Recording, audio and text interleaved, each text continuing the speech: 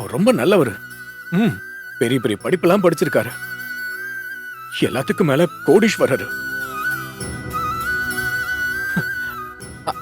அவர் கூட நிக்கிறதுக்கு கூட நமக்கெல்லாம் தகுதியே இல்ல.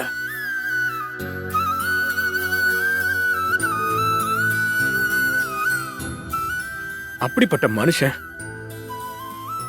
இன்னைக்கு தனக்குன்னு ஒரு எந்த அடையாளமும் இல்லாத சூழ்நிலையில இருக்கும்போது அவருக்கு எவ்வளவு கஷ்டமா இருக்கும்.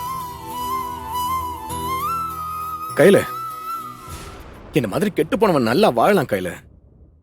ஆனா மாப்பிள்ள மாதிரி நல்லா வாழ்ந்த மனுஷன் கெட்டு போக கூடாது. அது ரொம்ப பெரிய வலி. அந்த வலிய இப்போ மாப்பிள்ள அனுபவிச்சுக்கிட்டு இருக்காரு.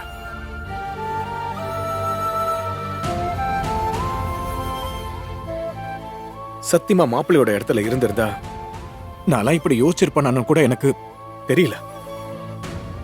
எவ்வளவு பெரிய வசதி வாய்ப்பு, சொத்து சோகம், இது எல்லாத்தையும் விட்டுட்டு நீ மட்டும் போதுன்னு வந்து நம்ம குடும்பத்தோட ஒரு சாதாரண வாழ்க்கையை தான் இத்தனை நாள் வாழ்ந்துகிட்டு இருக்காரு.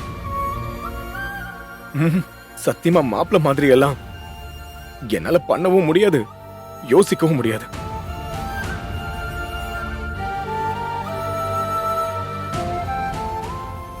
அப்படிப்பட்ட நல்ல மனுஷன் நம்ம மாப்பிள்ள.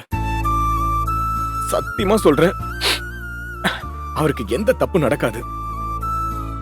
அவரு போற விஷயம் கண்டிப்பா நல்லதே நடக்கும். அந்த லோனும் கிடைக்கும். அவரு ஆசைப்பட்ட மாதிரி நீ வேணா பாரு. ஆமா கயல், நீ கவலையே படாத.